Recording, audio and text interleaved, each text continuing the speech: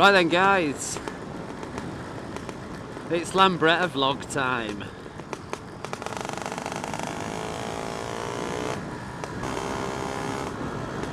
I've bought a new engine for the scooter.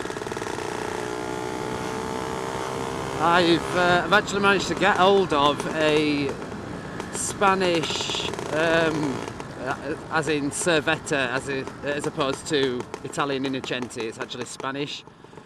Cervetta 200 engine, a Jet 200 they call it. It's the same as an SX 200 but different panels and worth about half as much. But anyway, the engine casing itself, whilst it's Spanish, I mean Innocenti stuff's usually, you know, it's got the reputation to be the best quality stuff, but as far as I know, or as far as I can tell, I think the Spanish engine casings were a little bit better. But I might be wrong on that. I know that people prefer the 150. The Spanish 150 engine is easier to convert into a 200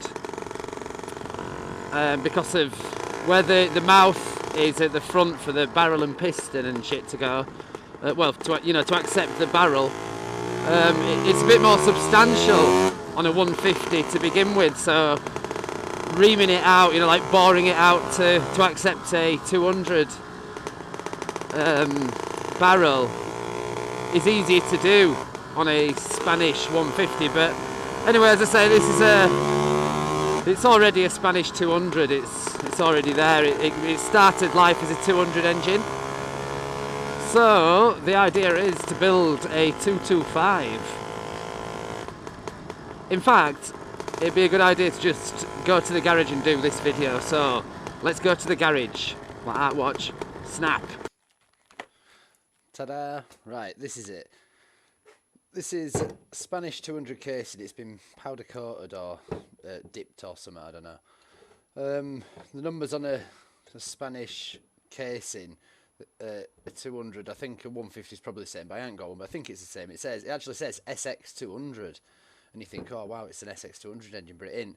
The stars on this, I think this is the only difference between them. The star things, I don't know if you can see them, but on Spanish ones, like we've got here, they're like proper stars, like a picture of a you know, like a star you'd see just drawn on a Christmas card, shall we say, you know, like a 5-pointed actual star. And the ones on an actual SX200, well, they'd say Innocenti for a start. It'd have the Innocenti stamp, I think, or a little Innocenti stamp to begin with. And the stars on them are like, you know, like an asterisk. Yeah, an asterisk, you know, just crosses. So, anyway, that's it to do with that. So, this is the casing. Everything seems alright. I mean, it's not 100% perfect. I mean, at some point, something's happened here, I think. I mean, that could have been the chain might have snapped or something, I don't know. I suppose it would have been more dramatic damage, but something's happened here, possibly trying to pry the end plate off the gearbox end plate. But it's not significant damage, it won't really matter. It's not a seal or anything in that. I mean, it has to go on, but if anything, that'll make it easier to remove in the future. Whatever. Not really bothered about that. Looks like it's got a little bit of a repair here. A bit of welding, but it looks like quite an old repair, you know, so it should be alright. It must have held up for a bit. Whoa. Other than that, everything's pretty much alright. Some of the studs are not actually studs, they're bits of threaded bar, so the ends of bolts is what they'll be. But I think they'll probably just work alright. The actual studs have got a flat spot on them, which in theory is to stop you over tightening it. It's like a definite stop, I think. I'm not sure. I'm not 100% on that either, but I'm not an expert. That there is like a thing I've screwed in. You just think, well, you can see why they just make, you know, studs out of them. Not ideal, but there you go. So that's that. It came with this 30mm carb, but this carb is like a solid mount one. As you see, it just sort of goes on there, and that clamps tight. The one I've got on mine, it's like the manifold sort of stops, and there's a rubber like tube that goes over that, and it goes over the carb as well, and that stops it vibrating loose. as much as what this is, because this is attached directly to the barrel, obviously. That's always attached to the barrel, as I'm sure you know, but you know, a rubber mount thing in between that and that is beneficial for that reason. And this obviously has started life as, well, either a 200 or a 150 manifold, and it's been taken out one way or other to fit another one, but it fits on that, and it's not bad. But like I said, I'm not sure whether I'm going to use this at all. PHBH 30, and it looks like I'm actually been on a scooter, or a Lambretta anyway, because the choke on a Lambretta is operated by a little lever on the front of the scoot there, that one there. So when you turn that, it lifts that, you know, through a cable and lifts that for you. Otherwise, you have to take off the side panel and lift that, start it up, turn it back off, put panel back on and set off, and then probably just cut out if it were cold. But anyway, that's that. I bought that separate, so I'll come on to that. This is the mag housing it came with. It's a Indian one. It doesn't seem too bad. It's going to go on it anyway. It came off it, so it's going back on it. I'll have to get a new gasket. This is the barrel and piston. Now this is a Honda 205 conversion, they call this. It revolves around this piston, which is actually from a Honda MTX 200, I think, or MTX 205, I presume. And you use this piston because it's more, I think it's just a stronger piston, so it allows you to tune the barrel more, I think, as is my understanding. This is just a cast iron barrel from a normal Lambretta. I think this is how it all goes. But you can look online at this yourselves. And it's a really decent piston, and at one time they were easy to get hold of and really strong, and you could tune this to L and it'd still be able to cope with it. But now these are really hard to get hold of, these pistons, and you can go to different oversizes obviously and get a rebar, but the supply is just sort of dried up. And as I understand it, they're really hard to get hold of. I've had a quick look and I couldn't find any, you know, within a good few minutes that were just available to buy. It's not really a problem as long as your barrel isn't worn, but as it goes, mine is. So the piston goes in, but as you can see, there's that sound. That's the gap between the piston and the barrel, the bore itself, is too big. I think you're looking for something like 3,000th of a whatever it is, you know, when they say 3,000. And that I can fit a feeler gauge down the side of that that's like over 5, so 5 and 6. So it's a bit worn, and that sound is like, that translates into, when you've got it into an engine, what they call piston slap. And as it's going up and down, because it's loose in there, it's not just going up and down, it's like wobbling side to side, and it just sort of slaps against it like that, but with the power of the engine doing it, so it just sounds horrendous and you have a lot less power. So they tell me. And just from looking online, I also checked, this is one of the piston rings I've put down inside the bore here. And you're supposed to check this gap. I don't know if you can even see any of this, but there's like a gap there with the feeler gauges, and see how wide that gap is. And all this is stuff that I think, as I understand it, sort of wears and becomes, you know, you don't have as much power as you originally had. Look at that bloody one there. So let's see. So on mine you can't quite fit a full millimetre through it, but it's really big. It's too big. 0.9, look.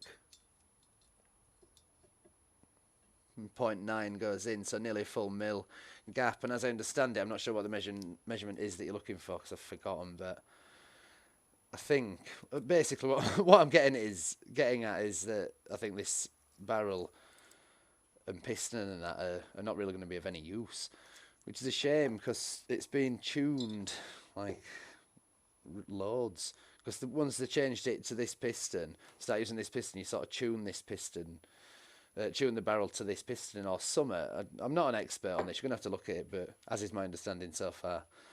So that's the inlet, and that's been matched to that, so it's definitely been on there. And that's just been taken out loads. It's massive. They're the transfer ports, which are much bigger than you'd find on standard. And the exhaust port is also larger. But looking at that gasket there, it could still be taken even bigger. That all to increase airflow and stuff, and just get stuff in and out quicker, just make it quicker. But anyway, that's it on crash course on barrel and piston, because I'm not an expert and I don't want to just tell you stuff you can go find online from someone who actually knows what they're on about. That's the head, obviously. And goes on top of there when that's in. Crank that came with it. The guy told me it was an AF race speed crank, which is Arthur Francis, like a classic tuning guy and racing guy, I think. But I'd go and have a look at Arthur Francis. But if it were it, it'd be stamped AFR on it, and this was actually in there when I got it, so I took this out myself to check it all out. But it isn't by the looks of it, and I'm not sure what it is. I'm going to take it to someone who actually knows about cranks and get to check it over, because I'm going to build a powerful engine out of it, and I want everything to be alright. I want him to just check everything's working as it should be, and the sort of balance them and stuff, and make sure it's spinning, true, and that. So that's that. This is the flywheel. This is Arthur Francis. It's AFR stamped on it and stamped on the actual thing. A lightened flywheel, which, as I understand it, helps with acceleration, I think, or like pick up. Like if you're riding along and then you want to accelerate from a moving speed, I think it moves quicker or something. I'm not sure. But go and look online. I don't want to tell you something that's just, bullshit. So that's that. It has got one broken fin, but one isn't really going to make that big a difference. That was it. Oh, and I got another exhaust, but it's just pretty rubbish. It's an old PM tuning exhaust before it had the separate end can. It's like the old PM that I've got over there that I used to have on my scooter, but in the first generation, I think it was just sort of built in and riveted on. And the other one were a bit better, I think. So people tell me, but I don't know. As usual, I don't want to just tell you shit. I bought this anyway, so that's it for everything I got with that. Then I've been buying bits. So crankcase side, which is in a Centi, which is nice. I've been buying a lot of bits like this. Like this is the clutch plunger and that little thing which moves that, and then that shaft to do all that. I got a box of little bits, but it's all just stuff to do with all that. That's the gear thing. That shim thing goes in there. That goes in like that. And then when you move that, it moves your gear cursor up and down. All stuff like that. It's expensive, to be quite honest. So this box of stuff that you see here were about 70 odd quid's worth. All in, with all little bits of stuff and springs, new bearings and bits of stuff. That's to do with the thing at the front. I still need to buy a lot of bits for the the cushion drive, they call it, the front sprocket. Got a gearbox that's there, a GP200 gearbox. That's new. Someone bought that and didn't end up using it in the end. I don't know, used something else. So they bought it and just didn't really use it. That's a sliding dog, they call that. Selector thing. Someone gave me that actually, so we're alright. Lucky with that. And that is about it, really. It's all to be done. So obviously the gearbox is all going to go on there. That's the lay shaft that the gears sit on, which goes in, and they all slide up and down on it and shit. So there's a lot of bits, and there's a lot of bits that I still need. Entire clutch, that plate that goes on the end there, called the gearbox end plate, I still need. Front sprocket, I've got part of it like I showed you. I've got some of the bits of my own in that box, but and I need a clutch basically, and a back sprocket and a clutch, and that should be it. Be about there. after that it'll be loads of little bits of stuff like shims, and I still need some bearings, and I'll need shims to make sure gearbox is all, you know, in the right position, so when it's selecting gear it's using the full, you know, the full tooth of it, you know, rather than being offset and just using a bit and stuff. And that's it. So yeah. So thanks for watching the video, and subscribe and do all the rest if you like. I know I like it. Right, that's it. Thanks for watching. See you on the next one. Bye.